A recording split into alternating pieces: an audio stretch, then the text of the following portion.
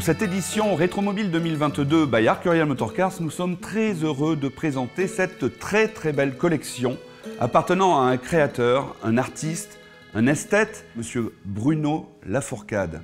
Il a dédié toute sa vie à l'automobile, principalement à la marque Bugatti et Alfa Romeo. Et ici même, comme vous pouvez le voir, nous présenterons cette 35 à compresseur, cette 37 recarrossée, cette Bugatti Type 13 et cette magnifique Bugatti 44 carrossée par La Bourdette, carrosserie Weimann, entièrement originale. Cette incroyable collection, Bruno Lafourcade l'a partagée avec son ami de toujours, François Chevalier. Pour l'ancien directeur du circuit Paul Ricard, entre Bruno et Bugatti, c'était une évidence. Pourquoi Bugatti? C'était pas la plus puissante des voitures, mais sans doute la plus dessinée. On peut dire qu'elle devait être aussi belle de l'extérieur qu'à l'intérieur, jusqu'au moindre détail, jusqu'au moindre boulon. C'est tout ça qui fait la différence entre les Bugatti et les autres, c'est qu'elles sont beaucoup plus belles quand on les démonte. Donnez-nous les secrets de cette voiture. D'abord, les proportions sont parfaites.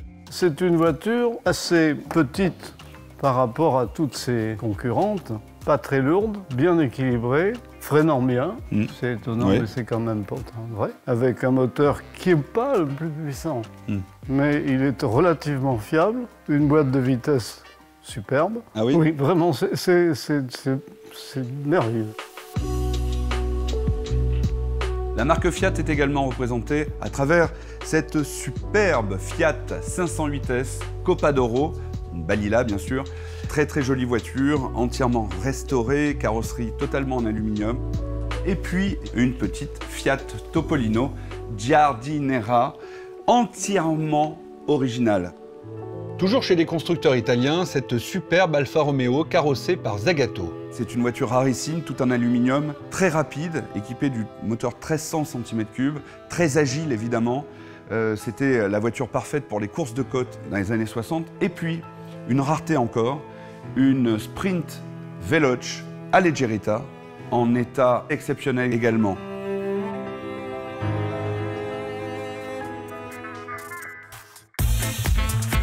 Et pour compléter cette collection, 4 authentiques Moto Guzzi raviront les amateurs de belles italiennes, tandis que cette Mercedes 450 SEL 6 litres 9 faisait le bonheur de Bruno au quotidien. Il faut savoir que Bruno Lafourcade était très proche avec la famille Rondoni, Laurent et Raphaël, et que toutes ces voitures étaient suivies de très près par ces deux orfèvres de l'automobile. Plus qu'un garage, ce lieu magique est une prouesse architecturale conçue par le couple Lafourcade.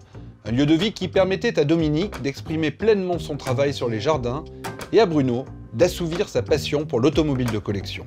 Parce qu'il passait beaucoup de temps vraiment... Ah là, mais tous les week-ends, ça se passait là. Ah oui, tous les week-ends. Et puis les randonnées venaient, oui. Des amis venaient, François était là presque tous les week-ends.